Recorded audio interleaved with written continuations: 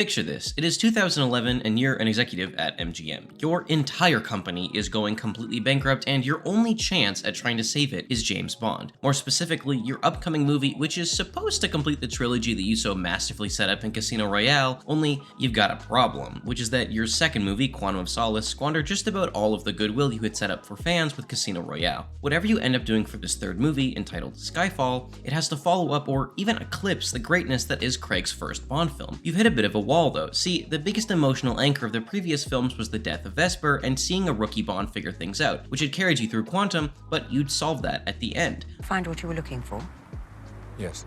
Leading audience to ask the biggest question: where do you go next? Quantum had set up questions of secret organizations, but you'd be retreading ground done in previous Bond films. Instead, you think back to what made Casino Royale so good. The fact that it was this gritty film focused on Bond as a character, what makes him tick, and the emotionality, the darkness that's behind who he is. You think of how the villain mirrors Bond, how M serves as this important guiding force for the film, and how Bond, as he so eloquently put it in Casino Royale, wasn't supposed to live this long. Well, I understand double O's have a very short life expectancy. So you decide to end Bond by taking him right back to where he started, both physically and emotionally. You strip down what it means to be a secret agent, all the killing and the lying and how nobody really cares about you, and you emerge with Skyfall, the perfect, deeply driven character finale to Craig's era of Bond. Skyfall is a movie that is concerned with time running out and how your past always catches up with you. It's even written in the name of the film, Skyfall, showcasing the moment where something we all take for granted, a natural element of life, falls to the ground and changes everything that we know. Bond's opening, one clouded in darkness with only a sliver of light, reflects back to Casino Royale and also serves as a representation of his growth. He lives most of his life shrouded in the shadows. As he walks down the hallway, it's a metaphor for his own life, walking towards the light being a common synonym for death. Indeed, he opens the door to see it, bodies lying on the ground, but then his eyes rest on Rosnan, another 00 agent, a direct confrontation with the path Bond was, and indeed still is, on. He knows it could have been him, and in fact it probably should have. Odds are Bond just didn't quite get there in time. Here, Bond has to stare at another man as he dies, no doubt something he's done many times before, but this time it's more personal. Staring into the eyes of a man who is the same person Bond is, just slightly less lucky.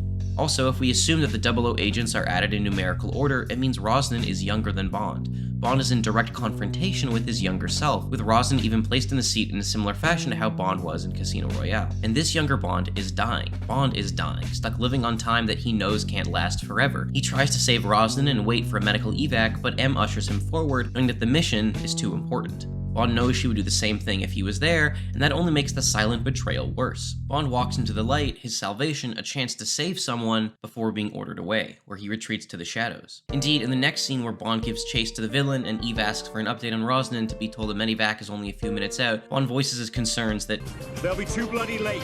As Bond rides in the car, it's a further manifestation of his pathway in life.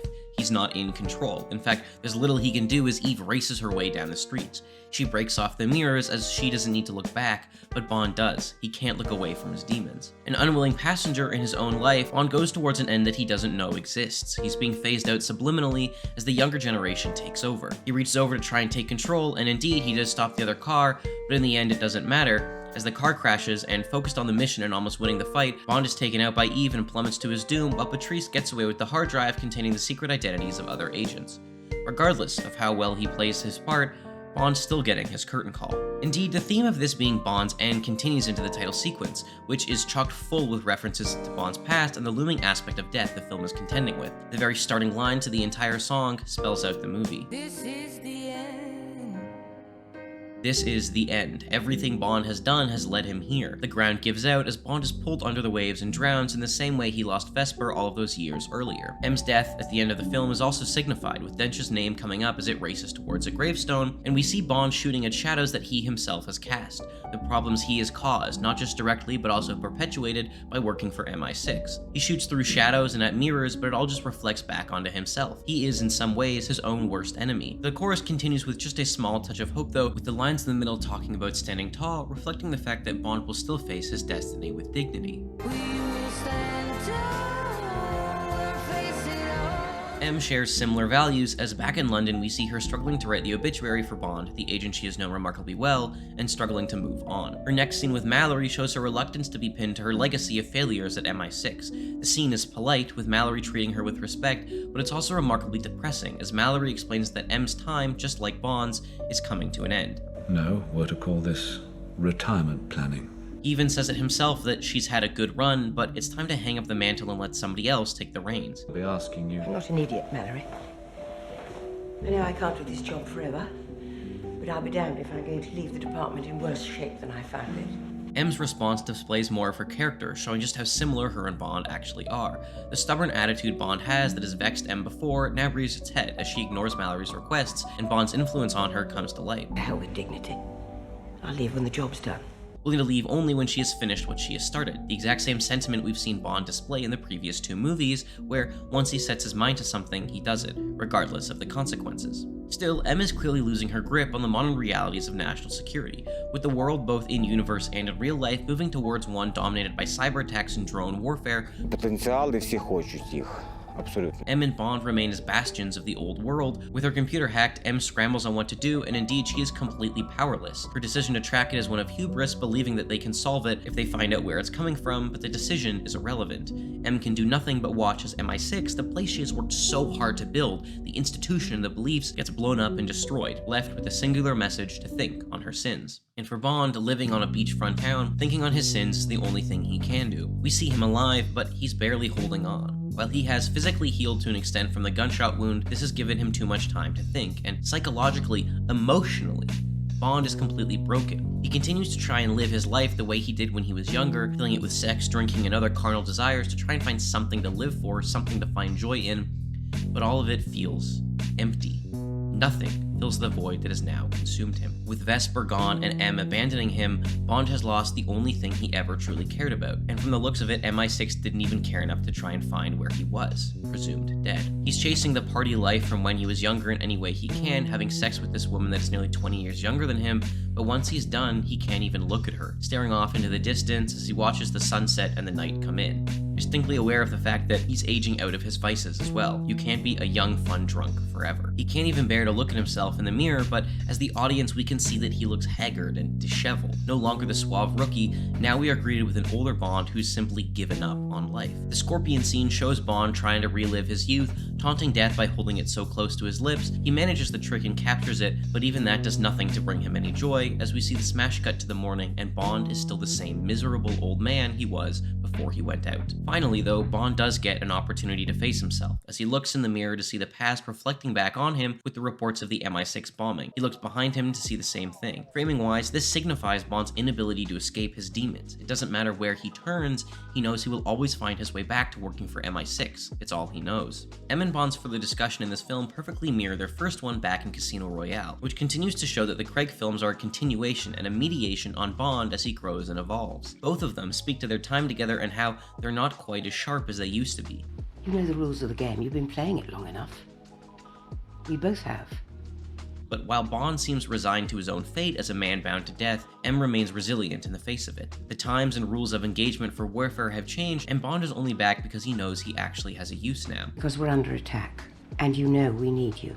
He's got to play catch-up though, moving into a new age of espionage if he actually wants to complete the mission. After the mission is over, will Bond still be able to keep up? Can the career he built off of Casino Royale and Quantum still remain in this new age of spying? Q and Bond's later conversation in the Tate further this mixed theme of both change and fate as they sit and look at JMW Turner's The Roaring Temeraire, a painting depicting one of Britain's best warships being hauled off for scrap. The painting itself serves as an interesting point on the nature of art. Turner's work would have been some of the most widely well-known and recognized forms of entertainment, but now this painting is at large the only one anyone outside of Britain would know. In the same way, out of the many Bond films, only a few are faithfully remembered, with many of the Moore and Connery films not even being seen by modern audiences. The painting itself has many interpretations, with some saying that the sunset color of Turner's palette, combined with the large ship being hauled off by the smaller one, imbues a melancholic sadness to the piece. This is certainly the interpretation Q has. Always makes me feel a little melancholy. A grand old warship being ignominiously hauled away for scrap. The inevitability of time, don't you think?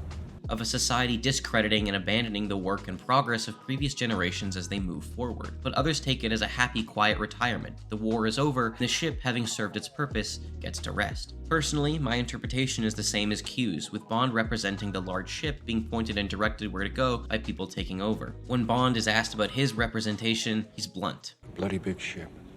Back at MI6, Bond struggles to get back into shape and actually fails all of his tests, but is still greenlit for service by M. And if you want to be greenlit in my eyes, you should subscribe to this channel. MI6 is stuck without leads on who did the bombing, but assume it's the same people that stole the hard drive in the beginning of the film. Bond is eventually able to help them, but it means physically digging up his past as he carves out the shrapnel in his own body from being shot in the opening scene, perhaps showing that Bond's past may be the one key that solves this entire mission. Bond heads to Shanghai, where by all accounts he fails at his mission. Letting the assassination take place in the hopes of getting information, he ends up with very little except this casino chip. Back in London, M2 continues to fail at keeping her country safe as the first 5 names are exposed and she's put under increased scrutiny by the British government. Think on your sins is repeated again, which we will soon come to learn is the key to our villain. Bond travels to a casino, which also echoes the climax of Casino Royale. In there with Eve, similar to how we traveled with Vesper, we get another callback with the "Don't touch your ear" line. Don't touch your ear.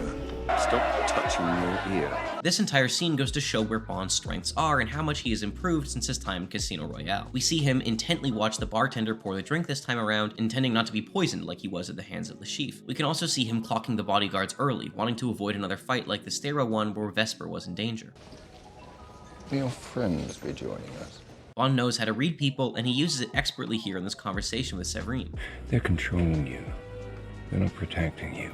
Noticing the bodyguards and how they're clumped around her in a suffocating way, and the tattoo on her wrist which tells him she was sold into slavery. Bond's comment on women hiding their fear is also a direct reference to Vesper, who had put up a confident front and a terrified interior when he later found her in the bathroom. I won't lie though, while I get what they're going for with Severine, I find her character to be lacking. If she was introduced earlier into the story in a more meaningful way, I might find that I actually care about her death later on, but if you asked me to name the worst part of Skyfall, I would say it's her character. Bond's later advancements onto her aren't nearly as consensual as past girls in the Craig films, and while maybe they were going for a Vesper thing here, the fact that he doesn't even announce his presence and sees that she's actually showering makes it feel very, very icky, to say the least. And we don't get to learn much about who she is even after she meets up with Bond later. All of this makes her death feel lackluster because we don't have the same connection to her as we did to Vesper. On the topic of her death though, let's talk about the man who's responsible for it and the main villain of this Bond film, Silva. If Le Chiffre was a mirror to Bond, Silva is the reflection. I don't really know what I mean by that, but I wrote it late at night and it sounds cool, so I'm keeping it in anyway. He's using a polymorphic engine to mutate the code. They're not really representative of anything you'd actually see. Silva is such an intriguing character because he's so close to being Bond himself. They dress the same, speak in a similar, consistent, charming manner, and obviously their backstories are near identical, but they've gone onto completely different paths. Both of them were left for dead or betrayed by their countries, while Bond had moved on and focused on the bigger picture, stopping the domestic terrorism. Silva had held that grudge ever since it happened. M is Silver's Vesper in some ways. All he wants is to bring her and her institution down. To cause her failure in such a public fashion would destabilize MI6. Silva himself compares Bond and himself to the 2 rats who have consumed every other rat and come out on top. You see, we are the last 2 rats. But now they are alone in the world. They've outlasted their other 00 agents and are now left in the world without any support. As Silva will say in his later interrogation scene with M, life clung to him, and by extension Bond, like a disease. Life clung to me like a disease. Even Silva's compound and area is one consumed with the old and the new. We see him take over an island that was fled by the native peoples as the oncoming new world forced them out. Silva props up the old decaying buildings and fills them with his new empire of cyber terrorism. He doesn't need to have an army of agents or big nuclear bombs because he's a terrorist of the modern age, able to take down the entirety of MI6 from the shadows if he needs to. His eventual capture and imprisonment by MI6 is all just part of his plan. He wants to get captured so that he can see M in person and take her out that way. He's a villain motivated solely by personal revenge, not higher goals of world domination, or money for that matter. His attempts to get Bond to change sides and join him is a further extension of that. If he could somehow get Bond to join him, it would be the ultimate gloating victory that he wants over M. We see further displays of Silva's immense power in the later scenes, where he effortlessly both hacks MI6 and escapes from the prison with ease. Indeed, his plan works flawlessly, only failing when he gets to shoot M in person. His biggest flaw is similar to Bond and M, just can't quite let things go, and if he didn't have this huge ego similar to Bond in Casino Royale, killing M would be easy. Bond has grown, while Silva has not. As Bond and M travel back to Bond's orphanage, it marks the final evolution of Bond as a character, going back home to quite literally and figuratively face his demons, both in terms of Silva, once his metaphorical brother who's now become his enemy, and his past. Bond and M have both had their past finally catch up with them, and as they sit and reflect on their life, they speak on the choices they have made and how it has affected them. Orphans always make the best recruits. Your father's old hunting rifle. Bond having Skyfall burnt to the ground in the ensuing conflict with Silva is a signifier of Bond forcing himself to only look to the future and what is coming next. M's death further exasperates this and crafts an even more tragic and sad ending for Bond as a character, as the death of M means Bond has no ties with his past left, losing the only other person who cared so deeply about him. But in M's dying breath, she offers closure of sorts for Bond. I should get one thing right.